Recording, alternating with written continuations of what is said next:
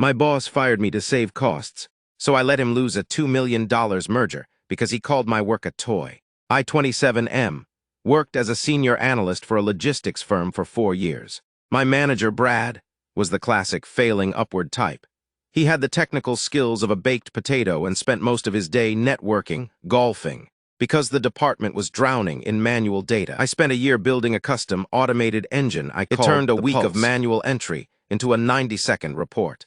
I asked Brad for official server space to integrate it, but he laughed and said, "Keep playing with your little toys, kid, but don't expect the company to pay for them." So I hosted it locally on my own workstation.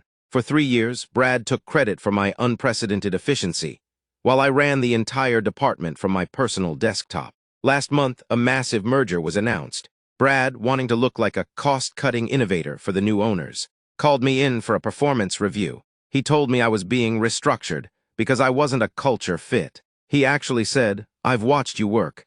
You just click a few buttons. I can do that myself and save the company your salary." I asked him if he wanted a walkthrough of the custom software. He scoffed, "It's just data entry. Don't let your ego get in the way. Just leave your credentials and get out." I followed company policy to the letter. Section 4.2 states that all non-standard or unauthorized local software must be wiped upon departure for security. Since Brad had explicitly refused to authorize the pulse on the server, it was legally a non-standard toy. Before I left, I ran a deep wipe. I didn't touch the company's raw data. I just deleted the engine that made sense of it. Monday morning, the merger audit began. The parent company sent forensic accountants to watch Brad generate the live efficiency report he'd been bragging about. At 9:05 a.m., my phone exploded. Brad was screaming, "Where is the start button?" "The desktop is empty," I told him. "Brad, you called that a toy and told me not to do a handoff." I followed security policy and wiped my local drive. The raw data is in the downloads folder. Good luck with the manual entry. Without my engine, Brad was staring at 30,000 lines of raw CSV garbage. He couldn't answer a single question from the auditors. The VP realized Brad had been lying about his leadership for years.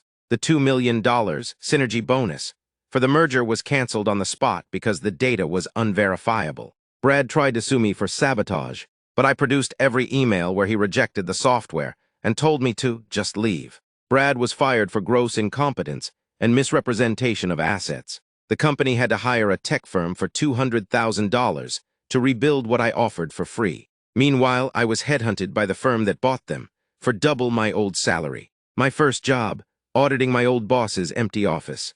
AITA. Or did Brad just find out what happens when you throw away the person holding the building up?